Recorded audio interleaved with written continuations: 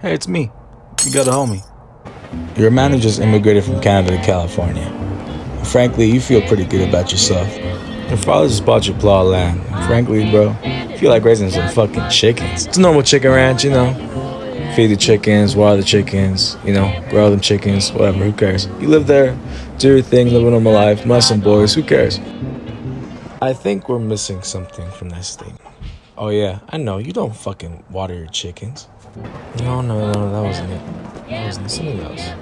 Oh yeah, molesting little boys. Enter Gordon Northcutt. Gordon Northcutt was 17 years old and moved from Canada to California in 1924 with his family. 2 years later, at the age of 19, Gordon asked his dad to go buy him a plot of land. Gordon, along with his father and his nephew, built a chicken coop. The least interesting about this chicken coop was the chickens. Sorry, didn't mean to offend. It was during this time where Northcutt's inner ideas would pop out of him. Remember that little nephew I mentioned earlier? His name is Sanford Clark. Roughly 2 years later, Clark's 19-year-old sister Jessie came and some statements were made. In those 2 years, Clarkson was suffering physical and sexual abuse from Gordon. The news was not stopping by then. Clark also informed Jessie that there had been 4 bodies buried at the farm already. This was the start to the madness. I mean, talk about an awkward family reunion, right? Shut up. It happened 90 years ago, okay? Get over it. Shut up. Anyways, when Jessie returned to Canada the following week, she informed the American consul about the murders. They informed the LAPD in the fastest way possible, through a letter. To be fair, it was the 20s. Can't really fucking call them, can you? The LAPD eventually received the letter, but there were some concerns over Gordon's status as an immigrant. And if you know one thing Americans can all agree on, we sure are good at dealing with immigrants. So the LAPD was like, fuck this, give this to Immigration Service and see what they can do with it. Oh yeah, they dealt with it. At the end of August, 2 migrant inspectors arrived at Gordon's front door. I will put the name up right now, because I can't remember them for the life of me. Though it was too late, Northcutt had already seen the agents going up the road, so he told Clark, hey buddy, you people word out, I'm gonna shoot you from this tree line over here. So Northcutt had to make Clark stop. While Clark was stalling them for 2 hours, Northcutt was making his escape along with his mom. Gotta give it to the moms. His son's a convicted murderer, and still stick with him. Anyways, by the time Clark felt safe to talk to the officers, Northcutt already made his leave, and it's already been 2 hours past that. So the wild goose chase had begun. Officers weren't able to find them again until 2.5 weeks later, September 19th. They were in Canada, specifically British Columbia, home to one of the most beautiful and well-known things around the world. I'm talking about Ryan Reynolds.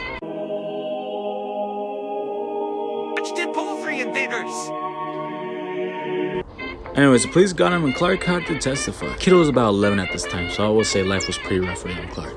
Clark stated that he witnessed the murder of 4 victims. Information was revealed that Gordon and his mother were molesting and sexually assaulting 3 young boys and eventually murdering them, along with a 4th young boy, a Mexican citizen, that Gordon made Clark help dispose of by chopping the victim's head off, then burning it, and then crushing the skull later on. Clark said Northcutt made him dispose of the body at Puente because it had nothing to do with it. Clark also stated that they used quicklime to dispose of the bodies. Now, if you're like me, you had no idea what the fuck a quicklime is. Quicklime is calcium oxide, mainly used in the iron and steel production. So Gordon here had multiple ways to burn a body. Well, everything lined up. Authorities have found 3 shallow graves exactly where Clark stated they were. Though the bodies weren't exactly still bodies, more like chunks and pieces of bodies.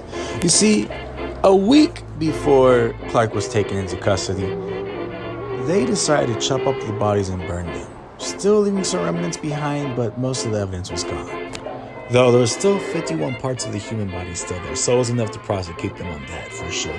Blood bits, teeth, fractures, all the classics. This resulted in the death penalty for Gordon and for his mom, a lifetime sentence. Though she did get parole in 1940 and then died 4 years after that. So good job, ma'am. Rest in hell, thank you. Speaking of Gordon's mother, calling back to her being a diehard mom, she said some interesting things in order to keep her son from becoming dead. She actually put some skin in her game. She confessed to the murders before Northcutt did, even though Northcutt, like a dumbass, confessed to them himself. They both retracted later on, but we really know what happened. She pleaded guilty to the death of Walter Collins, so her son would get the charge, but the judge didn't give her a death sentence. Gave her a small life sentence just because she was a woman. So even though it was the 1930s, you guys still got a little bit of teeth there. Congrats. Let's shoot for 30. She was going crazy with the rumors because she was making claims that he was a result of an illegitimate relationship with an English nobleman, and he was a result of an incestual relationship between her husband and her daughter. She was willing to go that far for her baby boy. And when her baby boy was getting hanged, she wanted to get hanged with him. And yes, Gordon was hanged. On October 2nd, 1930, Gordon was so nervous he had to be blindfolded to get to the news. 2 guards had to hold him up the whole time. His last words were don't, and due to the rope being too loose, he couldn't break his neck in time, so he suffered there for 13 minutes before dying. He died from strangulation. Brutal, but you can't say those kids didn't suffer way more than he did. The pastor got what was coming to him. The exact amount of victims that Gordon claimed will never be known. The state of California sometimes thinks it's 20, but there's no legitimate claim to it. There's no evidence due to him being so good at disposing the bodies before he was finally caught by his own nephew. The truth is, if Jesse never arrived, we never would have caught Gordon. He probably would have done this forever. It's a miracle that she came at all. It was such an embarrassment to the community that the town had to change its name from Winesville to... put it up on screen. And there's even more, but I don't want to get to it just yet. There's way more stuff on Gordon, but this is just a tester, beta video. If you guys like it, let me know, but I think that'll be it for this one. Peace. Ladies and gentlemen, Rennie Pryor. Miguel D, homie, in the singing voice? Yes. Okay. All right, let's sing.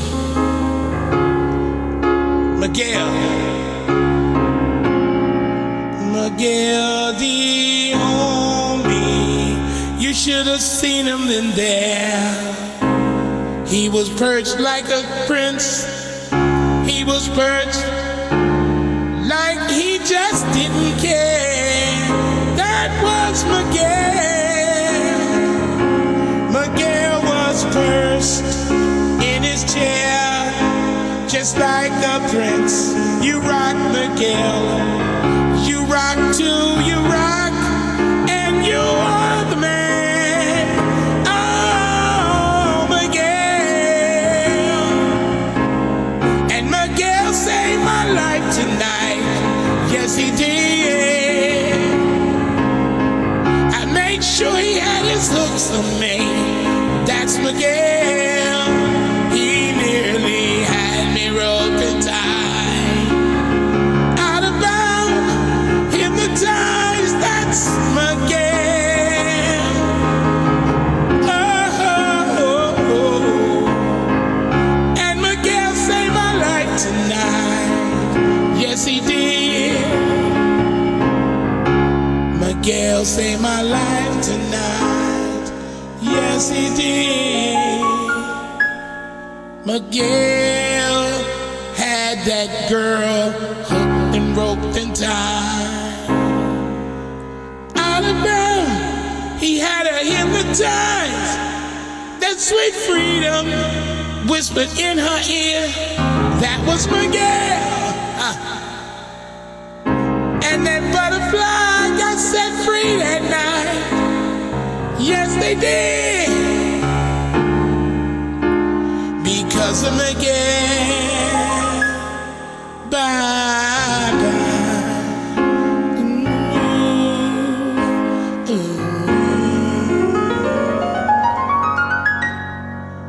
That was Miguel.